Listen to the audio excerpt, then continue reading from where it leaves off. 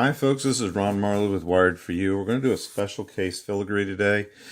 And when you sometimes are making name charms and you want to put a bar underneath to strengthen a name, which is one I do in all the names, you would like to put the heart away from the letters that drop down.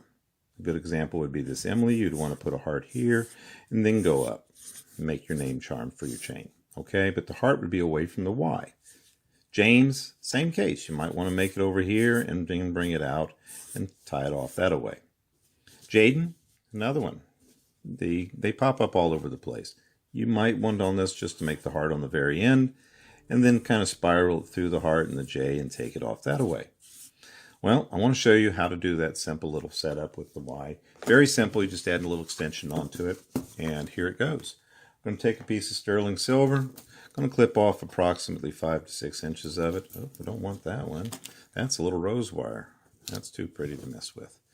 Okay, here's the 10 inches of sterling silver wire. We're going to clip it off, give ourselves a little bit of length of it, and then, as always, clean your wires. All right, while I'm cleaning this, I'm taking in the opposite direction of the bend. See, this wire kind of have a tendency to bend to the left.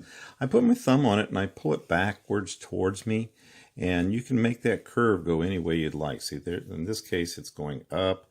If I push a little bit of pressure on it, then it goes down naturally. And if you have a light enough touch, you can make it go straight. All right, now let's do that special case. Let's pretend that it's, let's do the Emily here in the center, okay? What you'd want to do is fold your wire in such a way, okay, you would want to start, see, Emily, we want to start to the left. So when you make the heart, you want to start the heart by going left. Bring both pieces down, put the longer wire in the front. Okay, this piece here will later go on and tie off the top of the Emily. Now, you got to learn the basic heart shape first, how they work. Fold this one back upwards towards the main shaft that I just bent, coming from behind. So you can go from side to side and catch the wire, and you can come from behind the piece and pull it over. All right, let's get these out of the way so you can see a little clearer maybe with that background. Switch over to the round nose pliers. Make a little loop-de-loop here. All right. I generally always go behind the heart, so I went behind the piece. Any section of the letter that is dominant, please put it in the front. Typically, a heart does not show a line down the center of it, so put it behind it. Just makes for a better looking aesthetics. Now, typically we would want to just go on to make the filigree here, but I suggest that you lay it against the name. Pull it out a little bit, maybe get a little bit of a twist on it. There's that flaring action I do with my thumb. And elongate it. All right? Figure out where you're going to end up close to the letter that drops down. And then work your wires in between them. So if I went through here, I would kind of keep a little bit beyond. Here, I will show you.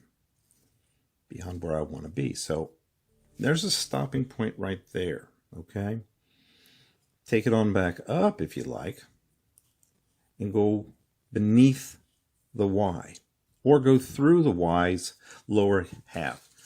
Here's Emily and the James and them. See this section right here in between the middle of the Y? You can run your wire through that and maybe sometimes lay it into this section right here on the wire itself, the actual wire. Always be willing to flip it over if you have messed it up and make the charm. I still prefer always the dominant side out. You can reverse this pattern, folding forward with the long leg and going out this direction with the wire. And again, it'll look very pretty underneath there. All right, so be willing to extend that out.